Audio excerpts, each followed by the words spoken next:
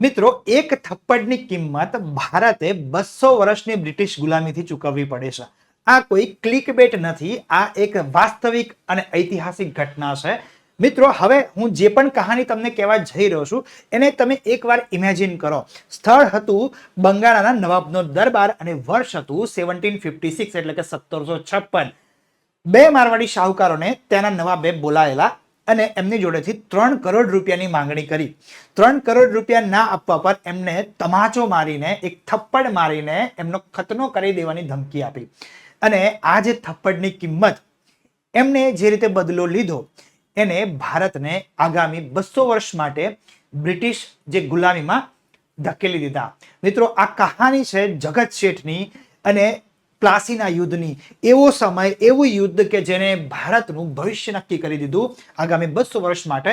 અને જે ઘટનાઓ ત્યારબાદ બની એ કોઈ સામાન્ય ન હતી. તો સ્વાગત છે તમારું ધ્યેય લાઈવ યુટ્યુબ ચેનલ પર, જ્યાં આજે આપણે ચર્ચા કરવાના છીએ એવી ઐતિહાસિક ઘટના વિશે જે ભારતના ઇતિહાસની એક મહત્વપૂર્ણ ઘટના છે, જે ભારતના ઇતિહાસનો ટર્નિંગ પોઈન્ટ હતો. એમ છતાંય ઘણા ઓછા લોકો આના વિશે જાણે છે.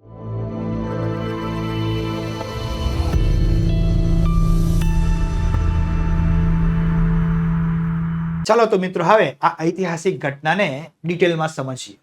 મિત્રો, વાત મેં કરી તમને 1756 ની અને સ્થળ હતું બંગાળાના નવાબનો દરબાર. હવે તમને તરત જ ખબર પડી જશે કે 1756 બંગાળાનો નવાબ કોણ હતો. તો એ હતો સિરાજ ઉદ દૌલા. આપણને બધાને ખબર છે. અને જ્યારે સિરાજ ઉદ દૌલાની વાત આવે ત્યારે આપણને યાદ આવે પ્લાસીનું યુદ્ધ 1757. બધાને ખબર જ છે, રાઈટ? હવે 1757 નું પ્લાસીનું યુદ્ધ આપણને બધાને ખબર છે. એવું કોઈ એક યુદ્ધ કે જેને 200 વર્ષ માટે ભારતનું ભાવિ નક્કી કર્યું. બરાબર છે. ભારતને અંગ્રેજોની, બ્રિટિશર્સની ગુલામીમાં જકડી નાખ્યું. એ હતું પ્લાસીનું યુદ્ધ 1757. બરાબર છે. પણ આ બધે ભણ્યું હશે, આ બધાને ખબર હશે. સિરાજુદ્દૌલા વર્સિસ રોબર્ટ ક્લાઇવ, આ બધી ખબર હશે. એમાં એક નામ તમે જોયું હશે, જગત શેઠ કરીને. બધાએ રટી તો લીધું જ હશે કે જગત શેઠ હતા. બરાબર. રોબર્ટ ક્લાઇવ સાથે, મીર જાફરની સાથે જગત શેઠ મળેલા હતા. પણ ક્યારેક કોઈને એ પ્રશ્ન થયો કે જગત શેઠ હતા કોણ અને એમને કેમ સિરાજ ઉદ દૌલાનો ઓપોઝ કર્યો હતો, કે કેમ એને રોબર્ટ ક્લાઇવ કે મીર જાફરનો સાથ આપ્યો હતો? આ બધાને નથી ખબર. મિત્રો, ઇતિહાસ એવો જ વિષય છે કે અલગ અલગ એંગલ પર તમને અલગ અલગ કહાનીઓ એમાં મળશે. તમારે દરેક પાસા સમજવા પડશે તો જ ઐતિહાસિક ઘટનાઓ સાચી રીતે તમને સમજાશે. ઇતિહાસ એક વિસ્તૃત વિષય છે. એમાં દરેકના પ્રોસ્પેક્ટિવ છે. આખો ઇતિહાસ જો અને તો ઉપર આધારિત છે. જો આવું ના થયું હોત તો, જો પ્લાસીના યુદ્ધમાં સિરાજુદ્દૌલા જીતી ગયો હોત તો શું થતું? શું બ્રિટિશર્સ આ રીતે પછી ભારતને કંટ્રોલ કરી શકતા? આખો ઇતિહાસ આવી રીતે ગૂંથાયેલો છે. મિત્રો, ઇતિહાસ એટલો વિચિત્ર છે, ઇતિહાસ એટલો રસપ્રદ છે કે એની કહાનીઓ, આવી અનનોન કહાનીઓ તમે જાણશો તો તમારા આમ રોવાડા ઉભા થઈ જશે. તમને એવું થશે કે અચ્છા, આવો પણ એક પર્સપેક્ટિવ છે. તો આજે કેવા પર્સપેક્ટિવ વિશે આપણે જાણવું છે. વાત મેં તમને જે ઇન્ટ્રોમાં કરી એ છે સિરાજ ઉદ દૌલાની કહાની અને જગત શેઠની કહાની. કોણ હતા એ જગત શેઠ અને કેમ એમને રોબર્ટ ક્લાઇવ અને મીર જાફરનો સાથ આપ્યો તો સિરાજ ઉદ દૌલાને ખતમ કરવામાં? આજે આ કહાની આપણે જાણવાની છે. મિત્રો, સિરાજ ઉદ દૌલા અને જગત શેઠની કહાનીને આપણે બહુ ડિટેલમાં જાણવી હોય, આજે આપણે મસ્ત રીતે વાત કરવી છે. તમને આજે ઇતિહાસના એવો રસપાન કરાવવું છે કે તમને ઇતિહાસ પ્રત્યે પ્રેમ થઈ જાય. બરાબર છે. તો વાત આપણે કરીએ જગત શેઠની. જગત શેઠ નામથી જ તમને ખબર પડે એ ભાઈ જગતના શેઠ હતા. અને કઈ રીતે હતા? એમને ઉપાધિ મોહમ્મદ શાહ રંગીલાએ આપી હતી એ વખતે. એની ચર્ચા આપણે અગાઉ કરીએ છીએ. પણ એના વિશે એક રસપ્રદ વાત કરી દઉં એટલે તમને આમ થઈ જશે કે વાહ, શું વાત કીધી. વાત એવી છે કે આ જગત શેઠ જોડે એ વખતે કેટલી સંપત્તિ હતી ખબર? અત્યારે પણ એટલી સંપત્તિ કોઈ એક વ્યક્તિ પાસે નથી. એમની સંપત્તિ હતી $1 ટ્રિલિયન. ઇન્ફ્લેશન તમે એડજસ્ટ કરો તો એમની સંપત્તિ હતી $1 ટ્રિલિયન. હજી સુધી ઇલન મસ્ક જોડે આટલી સંપત્તિ નથી. એટલી સંપત્તિ ત્યારે આ પેઢી જોડે હતી. એકચ્યુઅલી જગત શેઠ એક ઉપાધિ છે. હું તમને આગળ જતા ક્લિયર કરું જ છું. આ એક ઉપાધિ છે. અને આ જે લોકો હતા કે જે સિરાજ ઉદ દૌલાએ જેમને થપ્પડ મારી હતી, એ લોકો એ શાહુકારો હતા. મહેતાબ રાય અને સ્વરૂપ રાય એના કઝિન હતા. એ વખતના આ જગત શેઠ હતા. તો સિરાજુદ્દૌલાએ જે થપ્પડ મારી હતી એ મહેતાબ રાયને મારી હતી. અને આનો બદલો લેવા માટે એક ષડયંત્ર રચાયું જેને સિરાજઉદ્દૌલાનો ખત્મ કર્યો. પ્લાસીનું યુદ્ધ હવે સિરાજઉદ્દૌલા હારી જાય છે અને પછી મહેતાબ રાય અને સ્વરૂપ રાય એનો બદલો લે છે એ રીતે. પણ આ જે ઘટના હતી એને ભારતને આગામી 200 વર્ષ સુધી ગુલામીમાં મૂકી દીધી. ચલો હવે આ જે ટોપિક છે એમાં ડીપ ડાઈવ કરીએ. મિત્રો હવે આખી ઘટનાને વ્યવસ્થિત જો તમારે સમજવી હોય તો તમારે જગત શેઠને સમજવા પડે. જગત શેઠ મેં તમને પહેલા કીધું એમ એક પેઢી છે, એક શાહુકારી પેઢી છે કે જેની અંતર્ગત ઘણા બધા પાત્રો આવશે. હવે આ એ સમયની એક પ્રકારની બેન્કિંગ ફેસિલિટી ધરાવતી પેઢી હતી. એ સમયની એક બેંક હતી અને એ જમાનામાં એ એટલી વેલ્ધી હતી કે એની નેટવર્થ ઇવન આખા બ્રિટન કરતાં પણ વધારે હતી. તો હવે આ જે બેન્કિંગ જે સિસ્ટમ છે એ સંભાળનાર જે પેઢી છે જેને આપણે જગત શેઠની પેઢી કહીએ છીએ અથવા જગત શેઠ કહીએ છીએ એ કોણ હતી, એની શરૂઆત ક્યાંથી થઈ હતી, એના પીક સમયમાં એમને શું શું પરાક્રમ કરે પોતાના ફાઇનાન્શિયલ જોરે અને ફાઇનલી એમનું અંત કઈ રીતે થયો, એમને ઇતિહાસમાં શું ઇમ્પેક્ટ નાખી. આ બધું જો તમારે સમજવું હોય તો તમારે જગત શેઠનો ઇતિહાસ સમજવો પડશે. એમના વિશે થોડીક વિસ્તૃત ચર્ચા કરવી પડશે. એના માટે જ તો આપણે મળ્યા છે. જે આ પેઢીનું નામ છે જગત શેઠ. કોણ હતા મિત્રો? ઇતિહાસ એવું કહે છે કે આમની શરૂઆત, આ પેઢીની શરૂઆત હીરાચંદ સાહુ નામના વેપારીથી થઈ હતી. કોનાથી થઈ હતી? હીરાચંદ સાહુ. આ રાજસ્થાનના નાગોર જિલ્લાના એક વેપારી હતા કે જે ઓસવાલ જૈન કોમ્યુનિટીમાંથી આવતા હતા. કોમ્યુનિટી હતા અને મારવાડી વેપાર, મારવાડ રિજનમાંથી આવતા હોય એટલે મારવાડી વેપારી પણ હતા. બરાબર છે, જેને આપણે મારવાડી વેપારી કહીએ છીએ. હવે આ એક વેપારી હતા અને બહેતર જે તકોની તલાશમાં આ ગયા હતા, બહેતર ઓપોર્ચ્યુનિટીની તલાશમાં. આ 1652માં, ક્યારે ભાઈ? 1652 ની આ વાત છે. આ એમના પહેલા જે વેપારી હતા જેનાથી આ પેઢીની શરૂઆત થાય છે. આ જાય છે પટનામાં. ક્યાં જાય છે? પટનામાં. ભાઈ પટનામાં કેમ ગયા? અત્યારે તો કોઈ નવું વેપારની તલાશમાં અત્યારે તો કોઈ બિહારમાં નથી જતું. આ કેમ ગયા 1652માં? તો એ વખતે પટના બહુ ફેમસ હતું એક ઘટકના વેપાર માટે. નામ હતું એનું શોરા. શોરાના વેપાર માટે ભાઈ પટના ખૂબ જ ફેમસ બજાર હતું.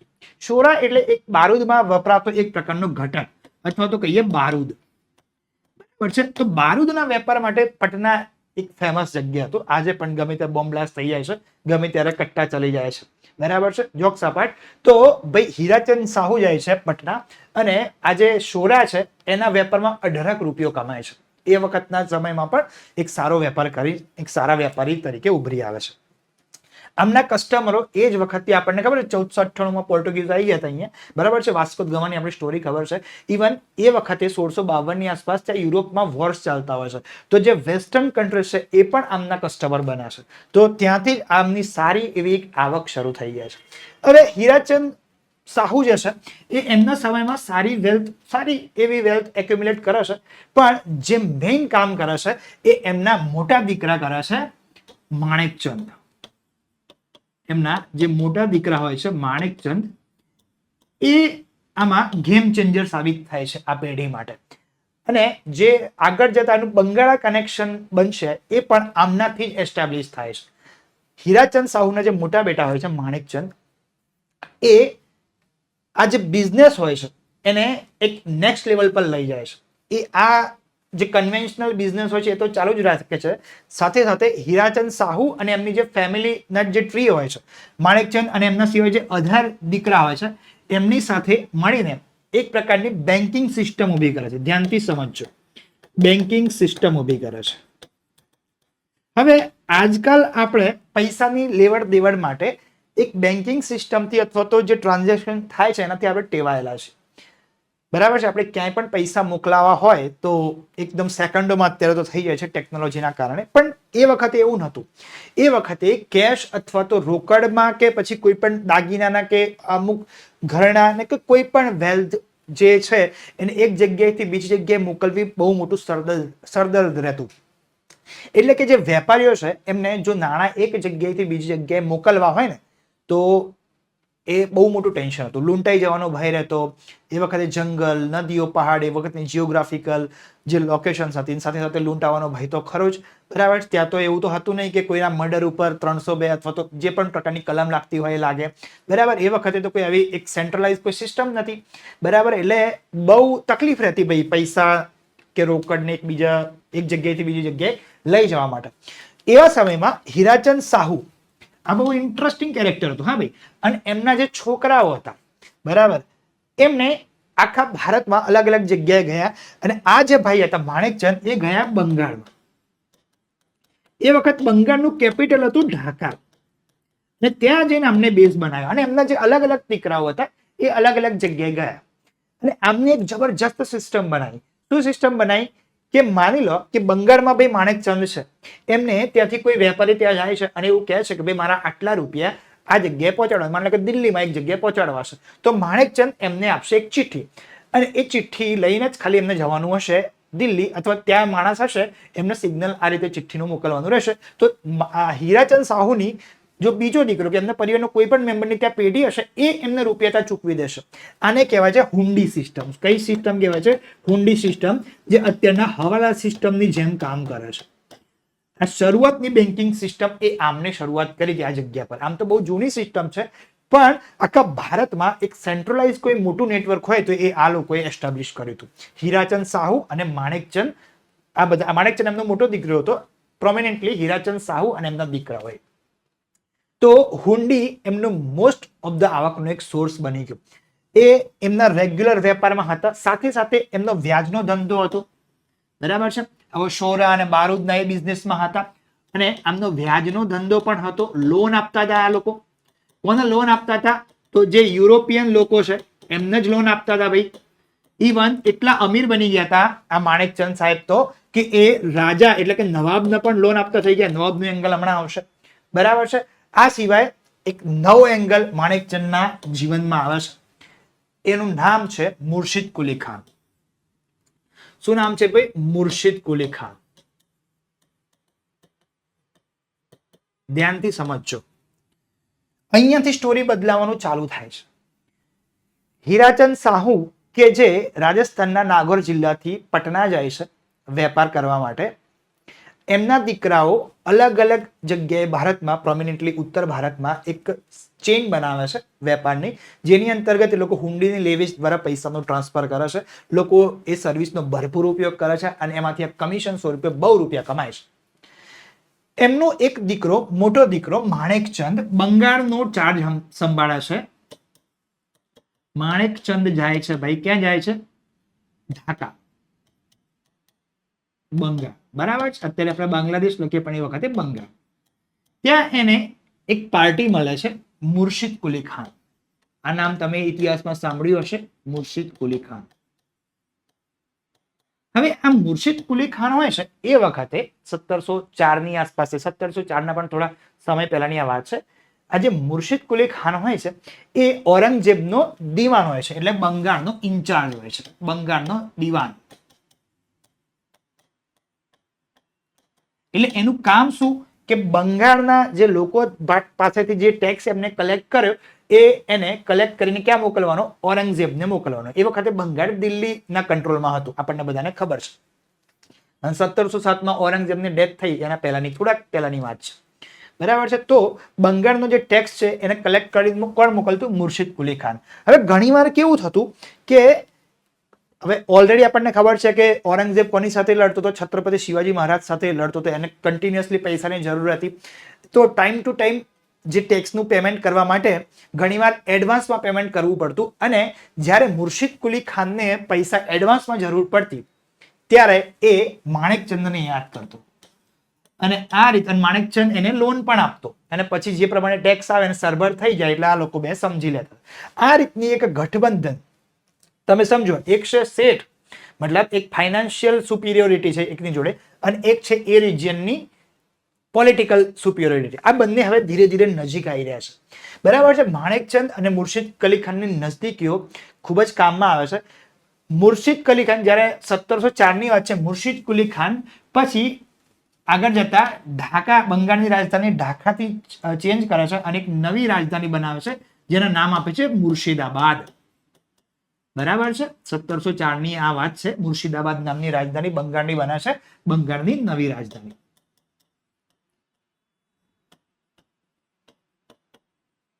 બરાબર છે. આટલી ખબર છે બધાને. નવી રાજધાની મુર્શિદ કુલી ખાન એના નામ પરથી મુર્શિદાબાદ રાખે છે. હવે આ બે તો પાર્ટનર હતા જ, અને હવે એક નવા લેવલ પર આ લોકોની પાર્ટનરશિપ પહોંચે છે. મુર્શિદાબાદ કે જે બંગાળનું કેપિટલ છે ત્યાં ટંકશાળ બનાવે છે આ લોકો. ટંકશાળ બધાને ખબર છે કે જ્યાં સિક્કા પડતા હોય, સિક્કા છાપવામાં આવતા હોય, જેને રોયલ મિન્ટ કહેવામાં આવે છે. ટંકશાળ કે જ્યાં નવા સિક્કા પર પણ પડે અને લોકો જે ટેક્સ ભરે છે એ પણ ત્યાં નવા સિક્કાની એક્સચેન્જ થતું એ પણ અહીંયા થતું. બરાબર છે. આ બધી જે વ્યવસ્થા હતી એ ટંકશાળમાં થતી. હવે આ જે રોયલ મિન્ટ જે બનાવી, જે ટંકશાળ એમને બનાવી, એનું કંટ્રોલ તમે વિચારો કોને આપ્યું હશે? તો ભાઈ એક કંટ્રોલ મુર્શિદ કુલી ખાને કોને આપ્યું? માણેકચંદને જ આપ્યું. કોને આપ્યું ભાઈ? માણેકચંદને આપ્યું. નાવ યુ ઇમેજિન એક વ્યક્તિ જોડે કેટલો એબ્સોલ્યુટ ફાઇનાન્શિયલ પાવર છે કે જે હવે એ ટંકશાળ એટલે કે રોયલ મિન્ટ હેન્ડલ કરે છે, આખું કંટ્રોલ કરે છે. હવે એની જોડે જે ટ્રેડિશનલ એના બિઝનેસ ચાલતા હતા જ, બરાબર, એ એના પૈસાથી આ જે યુરોપિયન લોકો છે અને ઇવન ઇન્ડિયન વેપારીઓને લોન આપતો, ઇવન નવાબને એટલે કે મુર્શિદ કુલી ખાનને લોન આપતો. બરાબર છે. જ્યારે પણ જરૂર પડે ત્યારે લોન આપતો. અને હવે એના કંટ્રોલમાં કોનો કંટ્રોલ હતો? એની જોડે ટંકશાળનો કંટ્રોલ હતો, રોયલ મિન્ટનો કંટ્રોલ હતો. રોયલ મિન્ટ નવા સિક્કાઓ બહાર પાડે, તમને બધાને ખબર છે. હવે ટેક્સમાં એવું હતું કે જે જૂના સિક્કા હતા એનું એક્સચેન્જ કરીને જ્યારે નવા સિક્કા લેવાના થાય ત્યારે પણ એમાં માણેકચંદનું કમિશન રહેતું, અને એ કમિશનને બટ્ટો કહેવાતું. શું કહેવાતું? બટ્ટો. એક ટર્મ હતી કે જે આનું કમિશન હતું કે જ્યારે જૂનું જે કરન્સી છે, જૂના સિક્કાઓ છે, એને એક્સચેન્જ કરીને તમે નવા સિક્કા લો, બરાબર, લોન રીપેમેન્ટ કે જ્યારે ટેક્સ તમે કલેક્ટ કરવા જાઓ તો એ સમયે જૂના સિક્કાનું એક્સચેન્જ કરીને તમે નવા સિક્કા લો તો એમાં એનું કમિશન રહેતું, જેને બટ્ટો કહેવાતું. શું કહેવાતું ભાઈ? બટ્ટો. એ એનું કમિશન હતું. નાવ આ વ્યક્તિ જોડે એબ્સોલ્યુટ ફાઇનાન્શિયલ કંટ્રોલ છે બંગાળાનો. બરાબર. મુર્શિદ કુલી ખાન કે જે બંગાળાનો નવાબ છે એનો દોસ્ત છે. બરાબર. તો આ બધું જ જે વેલ્થ એક્યુમ્યુલેટ થઈ, બરાબર, એના કારણે આ ખૂબ જ ધનવાન વ્યક્તિ બને છે. એનું એક ઉદાહરણ આપું. ઔરંગઝેબ પછી સત્તા માટે જે લડાઈઓ ચાલે છે દિલ્હીમાં, એમાં તમને ખબર હોય તો એક રાજા આવ્યો હતો. ત્યાં એક બાદશાહ ત્યાં દિલ્હીની ગાદી બેઠા છે જેનું નામ હતું ફરુખશીયર. શું નામ હતું? ફરુખશીયર. આનું નામ તમે બધાએ સાંભળ્યું હશે. આ જ વ્યક્તિએ અંગ્રેજોને વ્યાપારનો પરવાનો આપ્યો હતો બંગાળમાં. આ ફરુખશીયરને એ જે એમની ફેમિલી સ્ટ્રગલ હતી જે રાજા બનવા માટે, એમાં ફાઇનાન્શિયલ હેલ્પની જરૂર હતી. અને એ ફાઇનાન્શિયલ હેલ્પ ગેસ કરો કોને કરી હશે? માણેકચંદે કરી હતી બંગાળથી. એ સૈન્ય ભેગું કરવા અને ટોટલ જેટલી પણ એમને ફાઇનાન્શિયલ હેલ્પ એના તખ્ત ઉપર બેસાડવા માટે જરૂર હતી, એના માટે પૈસા કોને આપ્યા હતા? ફરુખશીયરને માણેકચંદે આપ્યા હતા. તો માણેકચંદની પહોંચ છેક દિલ્હી સુધી હતી ભાઈ. તો આટલો પાવરફુલ હતો. કોણ હતું? માણેકચંદ. એ વખતનો સૌથી પાવરફુલ ઇન્ડિયન કે જે બધાને લોન આપતો ભાઈ. બરાબર. ઇવન મુર્શિદ કુલી ખાન હોય કે ભાઈ બ્રિટિશર્સ પણ એની સાથે એમને કંઈ પણ ખરીદવું હોય, મરી મસાલા કે કોઈ પણ પ્રકારનો વેપાર કરવો હોય તો એ માણેકચંદ જોડેથી લોન લઈ જતા. બરાબર છે. તો મિત્રો હવે કહાની આગળ વધે છે. સમયની સાથે આ પેઢી પણ આગળ વધે છે. માણેકચંદ પછી આ પેઢીના વારિસ બને છે ફતેહચંદ. હવે એમાં એવું હોય છે કે એને કોઈ માણેકચંદને કોઈ પોતાનો સગો દીકરો હોતો નથી, એટલે એ બેનના દીકરાને ગોદ લે છે, દત્તક પુત્ર તરીકે લે છે, અને આગળના વારસદાર બને છે ફતેહચંદ. કોણ બને છે ભાઈ? ફતેહચંદ.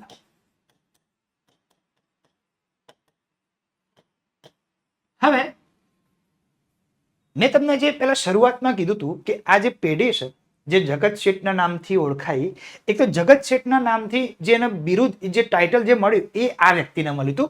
મહમદ શાહ રંગીલાએ આપ્યું હતું. કોને આપ્યું હતું? મહમદ શાહ રંગીલાએ. આમની પણ અલગ કહાની છે. ફરી ક્યારેક હું કહું છું કે આપણે લઈને આવીશું. એકદમ મસ્ત આમની એકદમ ચિઠ્ઠીઓ ખોલીને બેસીશું, ઇતિહાસના પાના આના ખોલીશું. ખૂબ જ રસપ્રદ માણસ હતો. એને જ આ વ્યક્તિને જગત શેઠની ઉપાધિ આપેલી. તમે ઇમેજિન કરો આ વ્યક્તિ જોડે કેટલો પૈસો હશે. આ આખી પેઢીની વાત કરીએ ને તો આની જોડે સૌથી વધુ ફાઇનાન્શિયલ પાવર હતો. એકદમ પીક લેવલનું ફાઇનાન્શિયલ સુપિરિયોરિટી આ વ્યક્તિ જોડે હતી આખી પોતાની પણ પેઢીમાં. બરાબર. આ સિવાય આમના સિવાય પણ ઘણા બધા શાહુકારો ભારત દેશમાં એ વખતે હતા. પણ એ વખતે આ વ્યક્તિનો હોદ્દો એટલો હતો કે એમને દિલ્હીના ખુદ જે રાજા હતા, બરાબર, બાદશાહ હતા, મોહમ્મદ શાહ રંગીલાએ, ફરુખ શિયાર પછી આવ્યા હતા, એમને ફતેહચંદ આપેલું. એટલે એક બાજુ તો દિલ્હી દરબારની વાત કરો તો ફરુખ શિયાર પછી આવે છે, આમના સમયમાં ફરુખ શિયાર હતા. જો તમે જોઈ રહ્યા છો આ લોકો બંગાળથી લઈને દિલ્હી સુધી એમની પેઠ જમીન રાખી છે, રાજકીય પેઠ છેક બંગાળથી લઈને દિલ્હી સુધી. આ બાજુ મોહમ્મદ શાહ રંગીલા આવે છે આમના પછી. બરાબર. આ કોની? જગત શેઠની પેઢી છે. અહીંયા દિલ્હી દરબાર છે. એ વખતે દિલ્હીના બાદશાહ જે કહેવાતા, મતલબ એ વખતે તો ઔરંગઝેબ પછી તો ફટાફટ જે લેટર મુગલ્સ છે તો ફટાફટ બદલાય છે, પણ એ વખતે જેટલો પણ થોડોક સમય આ લોકો રહ્યા ત્યાં સુધી આ લોકોનું ત્યાં ધાક ચાલતી હતી ભાઈ. બરાબર છે. એમના પૈસાની ધાક ચાલતી હતી. તો મોહમ્મદ શાહ રંગીલાએ એમને જગત શેઠનો વિરોધ આપેલો, ફતેહચંદનો. અને આખા પેઢીને સૌથી સુપિરિયર વેલ્થ આ વ્યક્તિ જોડે હતી. સુપિરિયર વેલ્થમાં બી કંટ્રોલ, ફાઇનાન્શિયલ કંટ્રોલ અને રાજકીય કંટ્રોલ પણ હતું. એ કઈ રીતે આમની જે વેલ્થના કારણે બંગાળની પોલિટિક્સમાં શું ફેરફાર કરે છે એ હમણાં જોઈએ. ચલો, માણેકચંદની સમકાલીન બંગાળના નવાબમાં આપણને ખબર છે, હમણાં હાલ જ જોયા, મુર્શિદ કુલી ખાન હતો. કોણ હતું? મુર્શિદ કુલી ખાન. ત્યારબાદ જો કોઈ વ્યક્તિ આવે છે તો એ છે સુજાઉદ્દીન મોહમ્મદ ખાન. કોણ આવે છે? સુજાઉદ્દીન મોહમ્મદ ખાન. બરાબર. ત્યાં સુધી કઈ વાંધો નથી આવતો અને આ બહુ થોડોક સમય રહેશે. પણ ત્યારબાદ જે આવે છે એ કોણ આવે છે? તો કે સરફરાઝ ખાન આવે છે. કોણ આવે છે? સરફરાઝ ખાન. હવે આ જે સરફરાઝ ખાન છે દોસ્તો, એને અને ફતેહચંદને મેળ નથી આવતો. સરફરાઝ ખાનને આની જે ફાઇનાન્શિયલ સુપિરિયોરિટી છે એ પોસાતી નથી અને આ એને હેરાન કરવાનો પ્રયત્ન કરે છે. તમે જુઓ ફાઇનાન્શિયલ પાવર શું છે. ફતેહચંદ પોતાના પૈસાના જોરે વિદ્રોહ કરી દે છે અને સરફરાઝ ખાનની હત્યા કરી દે છે. આ વ્યક્તિની હત્યા કરી દે છે ટૂંક જ સમયમાં. એટલે કે આ નવાબની ગાદી પરથી આને હટી દેવામાં આવે છે અને જે બંગાળનો નવો નવાબ બનાવવામાં આવે છે એ છે અલીવર્દી ખાન. તમે આ બધાના નામ, જે પ્લાસીના યુદ્ધનો ઇતિહાસ જાણતા હશો ત્યારે બધાના નામ સાંભળ્યા હશે, પણ આ એક અલગ પ્રોસ્પેક્ટિવ છે. સમજો, આ એવું નથી કે આ એકમાત્ર કારણ હોય છે, પણ આ એક મેઇન ફેક્ટર હોય છે. જ્યારે ઇતિહાસમાં કોઈ ઘટના બનતી હોય તો એના માટે અલગ અલગ ફેક્ટર્સ હશે, અલગ અલગ પ્રોસ્પેક્ટિવ હશે. જેમ કે અત્યારે ટ્રમ્પ જે પ્રકારે વર્તન કરી રહ્યો છે દુનિયાભરમાં, એના માટે અલગ અલગ કારણો હોઈ શકે છે. ભારત અને અમેરિકાના જે ડિપ્લોમેટિક રિલેશન્સ છે એને અલગ અલગ એંગલથી જોઈ શકાય છે. એમ આ પણ એક એંગલ છે જગત શેઠનું, કે એને સરફરાઝ ખાનની પોલિસી નથી પસંદ આવતી, અથવા તો સરફરાઝ ખાન એમને એટલી રિસ્પેક્ટ નહોતો આપતો, એના ઉગણતો હતો. બરાબર છે. એના વ્યાપારને નુકસાન કરતો હતો. એની જે ફાઇનાન્શિયલ જે સુપ્રીમસી હતી એને ચેલેન્જ કરતો હતો. તો ફતેહચંદે શું કર્યું? પોતાના પૈસાના જોરે રાજ્યમાં વિદ્રોહ કરાયો અને સરફરાઝ ખાનની હત્યા કરાવી દીધી. અને નેક્સ્ટ જે બંગાળનો નવાબ બન્યો એ બન્યો અલીવર્દી ખાન, જે ફતેહચંદનો સારું બનતું હતું ફતેહચંદ સાથે. અને અલીવર્દી ખાનના સમયમાં ફતેહચંદની જે વેલ્થ હતી એ ફરીથી દિન દુગની રાત ચોગુની પ્રમાણે વધવા માંડી. હવે તમને સમજ પડાવે છે. હીરાચંદ સાહુથી વાત શરૂ થઈ હતી, માણેકચંદ અને પછી ફતેહચંદ સુધી આવ્યા. હવે ફતેહચંદ સુધી આ જે જગત શેઠની જે ડિપ્લોમેસી હતી, અથવા તો કહેવાય ને કે ફાઇનાન્શિયલ ડિપ્લોમેસી હતી, એ પીક લેવલ સુધી પહોંચી. પણ આગળ જતા અલીવર્દી ખાન પછી જે વ્યક્તિ ગાદી પર આવે છે એના સમયમાં થોડીક એવી ઘટનાઓ બને છે કે જેના કારણે ઇતિહાસ થોડોક દોહરાઈ જાય છે. નેક્સ્ટ આવે છે સિરાજ ઉદ દૌલા. કોણ આવે છે ભાઈ? સિરાજ ઉદ દૌલા. અને આ બાજુ જગત શેઠ માં ફતેહચંદ પછી આવે છે, જગત શેઠની પેઢીમાં એ આવે છે મહેતાબ રાય અને એનો જે કઝિન છે સ્વરૂપચંદ, મહેતાબ રાય એન્ડ સ્વરૂપચંદ એ સમકાલીન બને છે. હવે તમને સમજ પડે છે આખી ટાઈમ લાઈન અને આખી જે હાયરાર્કી છે મેં તમને સમજાઈ. જગત શેઠની જે પેઢી હોય છે એ માણેક પહેલા તો હીરાચંદ આવશે, બરાબર છે, ત્યારબાદ માણેકચંદ, ફતેહચંદ, હવે મહેતાબ રાય અને સ્વરૂપચંદ આવશે, બરાબર છે. હવે આ બાજુ જે આવશે મુર્શિદ કુલી ખાન, પછી સુજાઉદ્દીન આવશે, બરાબર છે, એનું એટલું ઇમ્પેક્ટ નથી. ત્યારબાદ સરફરાઝ ખાન જેની હત્યા કરી દેવામાં આવશે, અલીવર્દી ખાન જેના ફતેહચંદ એટલે કે જગતસિંહની પેઢી સાથે સારું બને છે. પણ એની પછી જે ગાદી પર આવે છે સિરાજ ઉદ્દૌલા, એની સાથે જગત શેઠના સંબંધો બગડવાનું ચાલુ થાય છે, બરાબર છે. હવે એ ફેઝ આપણે જોવાનો થાય છે. વાત કરીએ સિરાજ ઉદ્દૌલાની, તો આપણને ખબર છે કે સિરાજ ઉદ્દૌલા જ્યારે બંગાળાની ગાદી પર બેસે છે ત્યારે એવું કહેવાય છે કે એકદમ ગરમજોશી અને બહુ ઉગ્ર સ્વભાવનો માણસ હોય છે. આમ એના જે મનના વિચારોનું વર્ણન કરીએ ઇતિહાસમાં ઘણી બધી જગ્યાએ એવું વર્ણન છે કે એ ગરમ મિજાજી માણસ છે, એટલે કે તાત્કાલિક ડિસિઝન લઈ લે અથવા તો તરત ઉકળી જાય, લાંબી ડિપ્લોમેસી ના વિચારી શકે. તો આ પ્રકારનો માણસ હોય છે કોણ? સિરાજ ઉદ્દૌલા. હવે જો ઇતિહાસમાં આપણે અત્યારે બહુ ડીપમાં એ લેવલ પર નથી જોવું, આપણે અત્યારે અલગ પર્સપેક્ટિવ સમજીએ છીએ. તમને ખબર હશે કે બ્રિટિશ ઈસ્ટ ઇન્ડિયા કંપની સાથે સિરાજ ઉદ્દૌલાની અલગ પ્રકારની મેટર ચાલતી હોય છે. પેલી ફોર્ટ વિલિયમ વાળી ઘટના જોઈ લો, પછી કાળી કોટડીની ઘટના, બ્લેક હોલ ટ્રેજેડી જોઈ લો. એટલે કે જે રોબર્ટ ક્લાઇવ એન્ડ કંપની છે એ તો સિરાજ ઉદ્દૌલાને સમેટવા જ માંગતી હોય છે, બરાબર છે. એ કોઈને કોઈ રીતે એવું ઈચ્છતી હોય છે કે સિરાજ ઉદ્દૌલાનું પતન થાય અને પોતાનો એક માણસ ગાદીએ બેસે, બરાબર છે. તો સિરાજ ઉદ્દૌલા જે છે એ અંગ્રેજોનો દુશ્મન હોય છે, આપણને બધાને ખબર છે, એમને બનતું નથી હોતું. આ સાથે સાથે સિરાજ ઉદ્દૌલા જે છે એને એક બીજી વસ્તુ પણ ખટકતી હોય છે કે એ આ જગત શેઠની જે પેઢી છે જેમાં મહેતાબ રાય છે એન્ડ સ્વરૂપચંદ છે, આમનું જે ફાઇનાન્શિયલ સુપ્રીમસી હોય છે ને એ પણ સિરાજ ઉદ્દૌલાને ખટકતી હોય છે. એ કહે છે કે મારા રાજ્યમાં હું રાજા છું તો બધી જે વસ્તુઓ છે, બધું ફાઇનાન્શિયલ મેટર્સ છે, એ આ લોકો કેમ સેટલ કરે છે? રોયલ મિન્ટ એમને કંટ્રોલમાં છે, રાજ્યની જે લોન ડેપ્ટ, બરાબર, જ્યારે પણ રાજાને લોન જોઈએ, નવાબને બી જ્યારે રાજ્યને લોન જોઈએ ત્યારે આ લોકો આપતા હતા, મહેતાબ રાય અને સ્વરૂપચંદની પેઢી આપતી હતી, બરાબર. ટેક્સ પણ કલેક્ટ એમના જ દ્વારા થતો હતો. તો ટોટલ જે કંટ્રોલ હતું એ આ જગત શેઠની પેઢી જોડે હતું. એટલે સિરાજ ઉદ્દૌલાને એ પણ ખટકતું. સાથે સાથે બ્લેક હોલ ટ્રેજેડી થઈ ચૂકી હોય છે, ફોર્ટ વિલિયમ ઉપર એટેક થઈ ચૂક્યો હોય છે, એટલે અંગ્રેજો પણ બદલો લેવાનું વિચારતા હોય છે. અને એનું નેતૃત્વ આપણને ખબર છે બધાને કોણ કરે છે? Robert Clive. તો હવે સમજો સિરાજ ઉદ્દૌલાના કેટલા દુશ્મનો નેચરલી બન્યા છે. એક તો આ જગત શેઠ, બરાબર, એમની વેલ્થથી ખતરો ફીલ થાય છે સિરાજ ઉદ્દૌલાને. સિરાજ ઉદ્દૌલાને એ પણ ઇનસિક્યોરિટી હોય છે કે હું જગત શેઠ સાથે સીધો પંગો લઈશ ને તો મારું પણ આગળ જે એમના આગળના જે નવાબ હતા, બરાબર છે, એમની સાથે જે પણ થયું હતું એવું જ થશે, બરાબર છે. આગળ આપણે વાત કરી કે સરફરાઝ ખાનને જે રીતે હટાવી દેવામાં આવ્યા ફતેહચંદ દ્વારા, એવી જ રીતે મને પણ કોઈનું કોઈ ષડયંત્ર કરીને મારી નાખવામાં આવશે અથવા મારા વિરુદ્ધમાં કોઈ બહુ મોટું ષડયંત્ર થઈ શકે છે.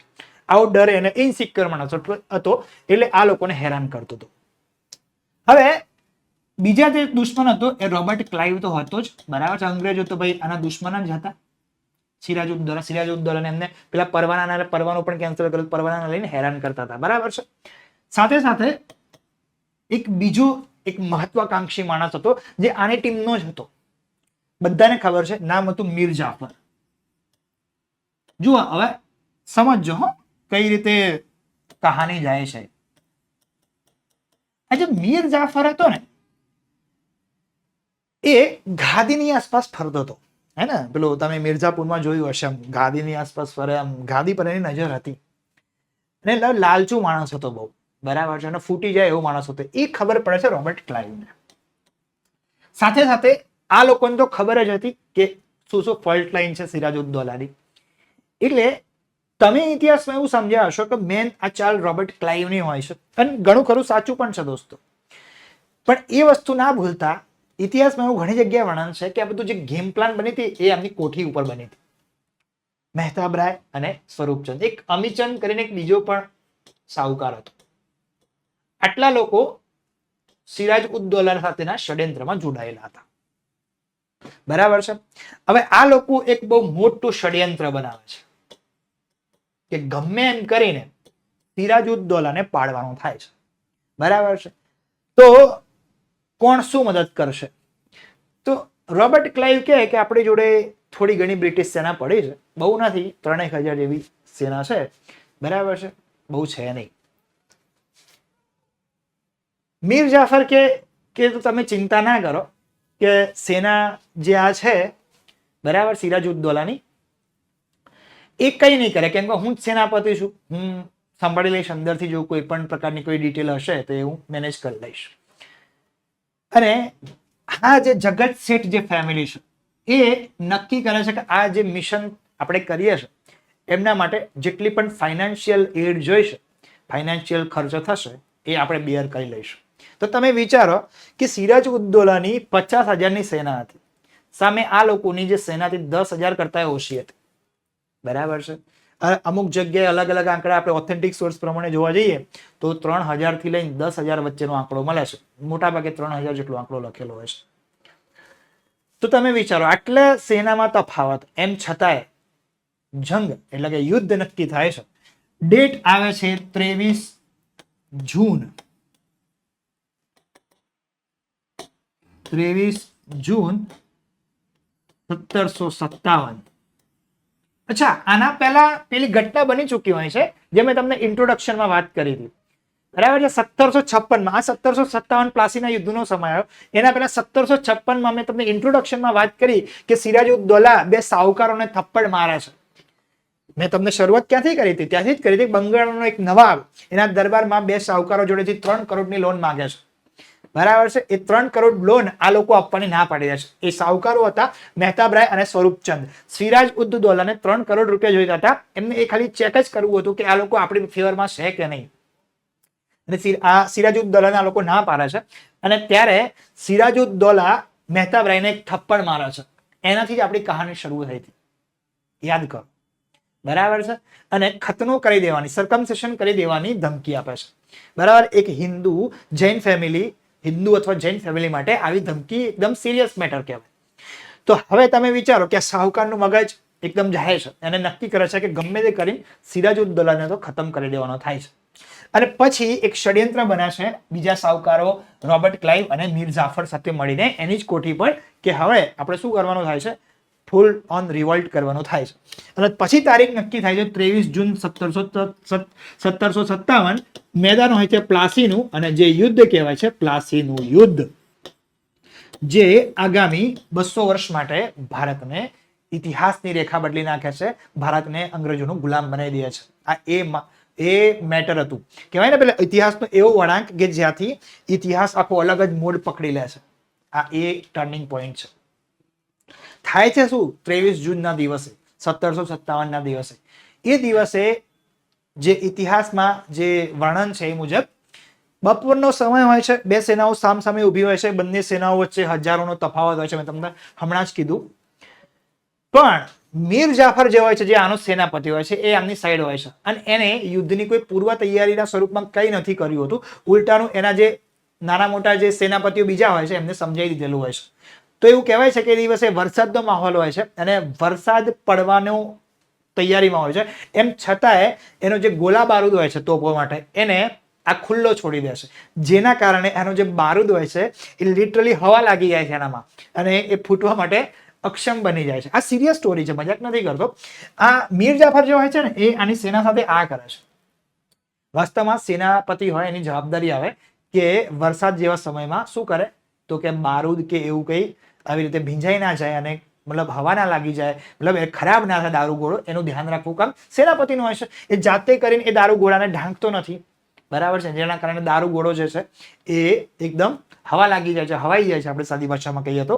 અને લિટરલી આ લોકો જે રોબર્ટ ક્લાઇવની જે સેના હોય છે એ મસ્ત તાડપત્રીથી એને ઢાંકી દે છે. આવું વર્ણન છે ઇતિહાસમાં. અને જ્યારે પણ યુદ્ધનું આહવાન કરવામાં આવે છે, એકબીજાની સેનાઓ એકબીજા સામે દોડે છે, ત્યારે મીર જાફર જે સિરાજુદ્દૌલાને એવું કહે છે માલિક કે આપણું તો કે દારૂગોળો પલટી ગયો છે કે હવે તો આપણે સેના પાછી લેવી પડશે. સિરિયસલી આવું થાય છે. યુદ્ધના પીક ટાઈમ પર મતલબ સિરાજુદ્દૌલાને એવી સલાહ મળે છે પોતાના મેઇન સેનાપતિ તરફથી કે ભાઈ આપણો દારૂગોળો રેડી નથી. હવે આનંદ ફાનંદમાં પછી સેનાઓ લડે છે અને પછી પાછું પડવાનું થાય છે. ઇન શોર્ટ આ એક પ્રકારની ફિક્સ્ડ મેચ હતી. કેવી હતી? ફિક્સ્ડ મેચ હતી. ઘણા લોકો તો પ્લાસીના યુદ્ધને એક ઓરિજિનલ યુદ્ધ માનતા જ નથી, કેમ કે આ પહેલા જ ફિક્સ થઈ ગઈ. અને પછી આપણને ખબર છે કે શું થાય છે. સિરાજુદ્દૌલાને મીર જાફરનો છોકરો હોય છે મારી નાખે છે અને આ ભાઈનું ડેથ થઈ જાય છે અને આ ટીમ વિજેતા બની જાય છે. અને પછી રોબર્ટ ક્લાઇવ પોતાનો અસલી રંગ બતાવે છે. ધીરે ધીરે હવે શું થાય છે આફ્ટર પ્લાસી, શું થાય છે એ સમજવા જેવી વસ્તુ છે. આફ્ટર પ્લાસી રોબર્ટ ક્લાઇવને એટલી વસ્તુ ખબર પડી જાય છે કે ઇન્ડિયામાં ફોલ્ટ લાઈન કેટલી બધી છે. એક તો આ જે શાહુકારો છે એમના પૈસાથી જ આ લોકો યુદ્ધ લડે છે આગળ પણ, બરાબર છે, અને અગાઉ પણ લડેલા હોય છે. અને મીર જાફર જેવા લાલચુ સેનાપતિઓ, જે આ બંનેનો સપોર્ટ મળી જાય તો રોબર્ટ ક્લાઇવને એટલી ખબર પડી જાય છે કે બહુ પૈસો છે. પછી તો આપણને ઇતિહાસ ખબર છે. પછી તો મીર જાફરના રાજા બન્યા પછી અંગ્રેજો એકદમ ફૂલ ઓન પાવર મોડમાં આવી જાય છે અને દીવાની સત્તા આપણને બધાને ઇતિહાસ જાણીએ છીએ, આપણે ભણવામાં આવે છે એ રીતે દીવાની સત્તા એમના કંટ્રોલમાં લઈ લે છે, ટેક્સ ઉઘરાવવાની સત્તા એમના હાથમાં લઈ લે છે. એટલે કે પ્રજાનું તો દોહરું શોષણ થાય છે. જે મીર જાફરનો જે બંગાળનો ખજાનો હોય છે એ પણ ખાલી થઈ જાય છે, બરાબર. દસ્તક કરીને એક પરવાનો હોય છે એ એના કંટ્રોલમાં લઈ લે છે. એક પ્રકારનો વ્યાપારી રાઈટ હોય છે, ટ્રેડિંગ રાઈટ હોય છે, બરાબર. દીવાની સત્તાનો જે એક ભાગ છે જેના કારણે જે સ્થાનિક વેપારીઓને નુકસાન જતું હોય છે. અને મીર જાફરને પણ રિયલાઇઝ થાય છે કે યાર ખોટા લોકોના હાથમાં પાવર આવી ગયો છે, દીવાની સત્તા. સાથે સાથે પેલા લોકોનું શું થયું, જગત શેઠ લોકોનું, મહેતાબ રાય અને સ્વરૂપચંદનું, તો એમને પણ રિયલાઇઝ થાય છે કે આપણે જેને મદદ કરી છે એ આપણે વાસ્તવમાં સાપ પાડે છે. એ રોબર્ટ ક્લાઇવ અને પછી આગળના જે અંગ્રેજ સેનાપતિઓ હોય છે એમને પણ ખબર પડી જાય છે કે અસલી પાવર તો આ શાહુકારો જોડે છે. તો એ લોકો શું કરે છે, હવે તમે સમજો કે આ લોકોનો જે શાહુકારો છે એમની મેઇન આવક ક્યાંથી આવતી હોય છે? એક તો વ્યાજ અને પેલો રોયલ મિન્ટ ટંકશાળ, હે ને, યાદ છે તમને? ટંકશાળનું કંટ્રોલ આ લોકો જોડે હતું. ત્યાં જ આ લોકો ટેક્સ ભરતા અને સિક્કાઓ બદલાવતા, એમાં એનું કમિશન હતું. તો અંગ્રેજોએ શું કર્યું, આ સિસ્ટમને બાયપાસ કરી દીધી. જ્યારે આ જગત શેઠની જે પેઢી હતી એ વખતની બેન્કિંગ સિસ્ટમની સમાન હતી, રાઈટ? એ જે બેન્કિંગ સિસ્ટમ હતી આ બધી સિસ્ટમના અંગ્રેજોએ બાયપાસ કરી દીધી. હવે ટેક્સ પણ અંગ્રેજો ઉઘરાવતા થઈ ગયા અને જે સિક્કા પાડવાની વાત હોય કે પછી બેન્કિંગ સિસ્ટમની જે હુંડી વાળી મેટર હોય એ બધી સિસ્ટમના બાયપાસ કરીને જગત શેઠની જે પેઢી હતી એમને પણ નુકસાન થવા માંડ્યું. અહીંયા મીર જાફર નુકસાનમાં છે, અહીંયા જગત શેઠ નુકસાનમાં છે. ઇન શોર્ટ અંગ્રેજોને મદદ કરનારા પણ નુકસાનમાં છે. અંગ્રેજોનો વિરોધી સિરાજુદ્દૌલા તો ગયો, હવે મીર જાફર અને જગત શેઠ એ બંનેને અંગ્રેજોએ છૂરો ભોકી દીધો. અમીરચંદ, મેં જે તમને વાત કરી અગાઉ, આ અમીરચંદ હોય છે, સોરી, અમીચંદ હોય છે. આ અમીચંદ સાથે તો નેક્સ્ટ લેવલ ધોકો થાય છે. અમીચંદને તો ડુપ્લિકેટ કાગળ ઉપર રોબર્ટ ક્લાઇવ સાઇન કરાવે છે અને એની સાથે પણ અલગ લેવલનો સ્કેમ થાય છે. તો આ બધા જગત શેઠ સાથે આ બધા સ્કેમ થાય છે. એમની જે મેઇન કમાવાનો જે સોર્સ હોય છે એની અંગ્રેજો બાયપાસ કરી દે છે. એટલે એમને પણ હવે નુકસાન આવવા માંડે છે. હવે આગળ શું થાય છે? આગળ મીર જાફર બગાવત કરવાનું ચાલુ કરી દે છે. અંગ્રેજોને એવું લાગે છે કે મીર જાફર હવે આપણા કામનો રહ્યો નથી, એટલે નેક્સ્ટ માણસ એ બનાવે છે કોણ? મીર કાસિમ. આપણને બધાને ખબર છે મીર કાસિમ. મીર કાસિમ થોડોક ચાલાક નીકળે છે. હવે ઘટના છેક પહોંચી ગઈ છે જગત શેઠના પણ અંત સુધી અને બંગાળાના નવાબની જે આ હાયરાર્કી ચાલી આવે છે એના અંત સુધી. નેક્સ્ટ મીર જાફર પછી બને છે મીર કાસિમ. મીર કાસિમ જે હોય છે એને મીર જાફર સાથે જે પણ થયું એને બહુ ધ્યાનથી જોયું હોય છે. એને એક ખબર પડી જાય છે કે સૌથી વધુ કોઈ જો ચાલાક માણસ હોય તો આ ક્લાઇવ ના બધા જે અંગ્રેજો છે એ છે. બરાબર. ક્લાઇવ તો ત્યાં સુધીમાં બ્રિટન જતો રહ્યો છે, પણ ફરીથી બક્સરના યુદ્ધ સમય પાછો આવશે. એટલે એને આ ક્લાઇવનું ના બધું એરા જોયો હોય છે. એટલે એને ખબર પડે છે કે જે આ બહારથી જે લોકો આવ્યા છે, યુરોપિયન લોકો, એ આમાં બહુ ગેમ રમી ગયા છે. અને સાથે સાથે જગત શેઠને બી એ લોકો જાણતા હોય, કેમ કે આ ષડયંત્રને એને નજીકથી જોયું હોય છે. તો હવે એના ધ્યાનમાં એના ટાર્ગેટ એને ખબર હોય છે. તો મીર કાસિમ શું કરે ખબર છે? ધીરે ધીરે બધું સમેટવાનું ચાલુ કરે છે. બરાબર છે. અને પોતાની રાજધાની પણ એ ચેન્જ કરી દે છે. આપણે એના વિશે જાણીએ છીએ, આપણે ચર્ચા નથી કરતા, પણ મીર કાસિમ જે છે એ જે બ્રિટિશર્સ છે એનાથી બચતો ફરે છે. બરાબર. વચ્ચે ફ્રાન્સિસી જોડે પણ હાથ મિલાવે છે. બરાબર. આ બધું કરે છે, આપણે જાણીએ છીએ. મેન આપણે આ વિડીયોમાં સમજવા એ આવ્યા હતા કે હવે જગત શેઠનું શું થાય છે. બરાબર. મીર કાસિમ પછી તો પાછો મીર જાફર આવે છે, અને આપણી આ બધી સ્ટોરી આપણને ખબર છે. એ સ્ટોરીના સાઈડમાં મૂકીને આપણે આવીએ જગત શેઠનું શું થાય છે. મીર કાસિમ એકચ્યુઅલી એને જે પટનાથી એક એવું કહેવાય છે કે એક ગુપ્ત કાગળો મળે છે, જેની અંતર્ગત એમાં એક ષડયંત્ર બહાર આવે છે. અને એમાં એને ખબર પડે છે કે આ જગત શેઠ જે ખરા, મહેતાબરાય અને સ્વરૂપચંદ, એ લોકો અંગ્રેજો સાથે મળીને મીર કાસિમને પણ ઠેકાણે લગાવવાનો પ્લાન બની રહ્યા છે. ધ્યાનથી સાંભળજો. મીર કાસિમને એવું લાગે છે કે જગત શેઠ અને જે આ અંગ્રેજો છે એ એને ઠેકાણે લગાવવાનો પ્લાન બનાવી રહ્યા છે. બરાબર છે. હવે આ પ્લાન એક્ઝિક્યુશનમાં આવે એના પહેલા જ મીર કાસિમ મહેતાબરાય અને સ્વરૂપચંદને એરેસ્ટ કરી લે છે. આ બંનેને શું કરી લે છે? અરેસ્ટ કરી લે છે.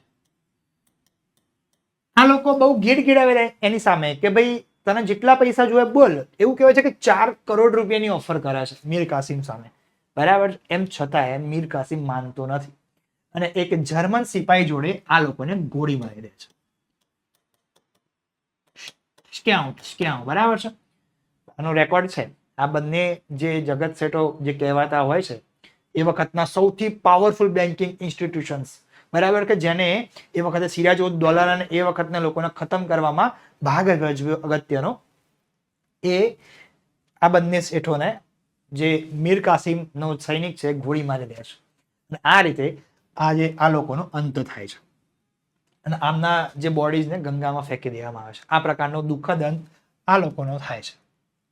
બરાબર. હવે જ્યારે આ બંને લોકોની ડેથ થાય છે ત્યારે બ્રિટિશર્સ જે છે એ એવું કામ કરે છે કે જેના માટે હજી આપણે પણ એમની જોડે પૈસા માંગવા જોઈએ.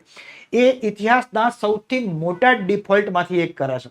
હવે વાત એવી હોય છે દોસ્તો કે બ્રિટિશર્સે આ પેઢી જોડેથી બહુ બધી લોન લીધેલી હોય છે, પણ આ બેની ડેથ પછી બ્રિટિશર્સ એને કબૂલવાની જ ના પાડી દે છે કે ભાઈ હવે એ લોકો હાજર જ નથી, અમે તો નથી માનતા. બરાબર છે. વોટ એવર રીઝન્સથી એ લોકો ડિફોલ્ટ કરી દે છે, જે આજ સુધીના ઇતિહાસનું સૌથી મોટું ડિફોલ્ટ માનવામાં આવે છે ભારતનું. મતલબ સૌથી મોટા ડિફોલ્ટમાંથી એક માનવામાં આવે છે.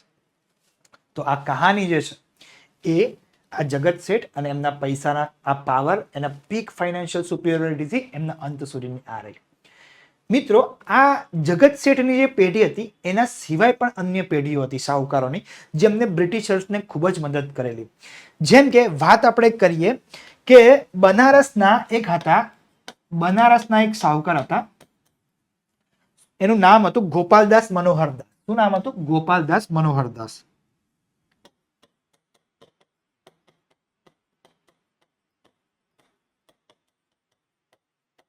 એમણે પણ બ્રિટિશર્સની મદદ કરેલી મરાઠાઓ સામે લડવા માટે.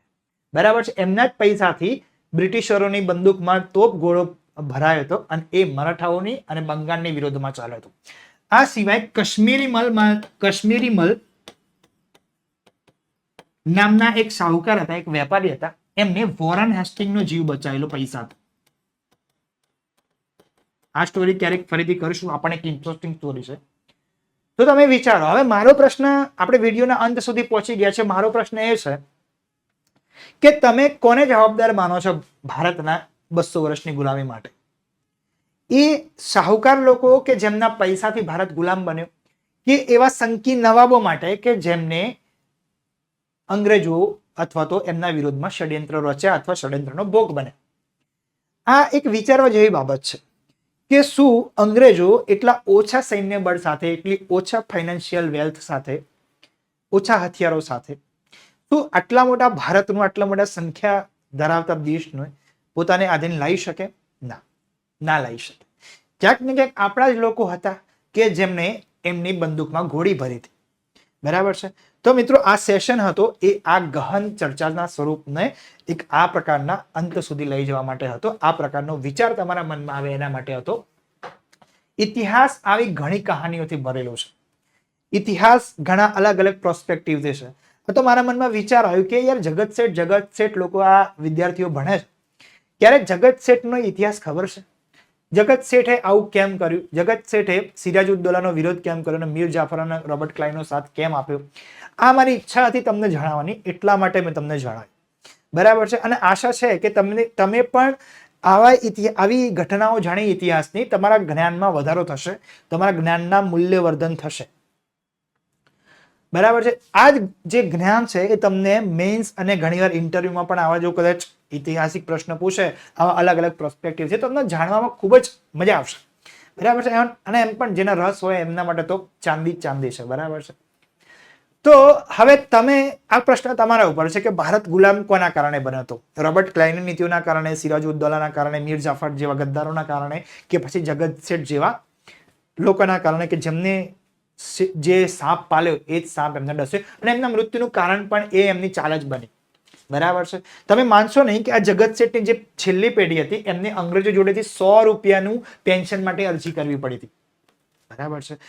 ગોપાલચંદ એવું એમનું નામ હતું અને એમને 100 રૂપિયાની અરજી કરવી પડી, 100 રૂપિયા માસિક પેન્શન માટે અરજી કરવી હતી અંગ્રેજોએ, અને એ પણ અંગ્રેજોએ પહેલા તો રિજેક્ટ કરી નાખી હતી અને પછી આગળ જતા બરાબર રાખીને પછી આગળ જતા બંધ પણ કરી દીધી હતી.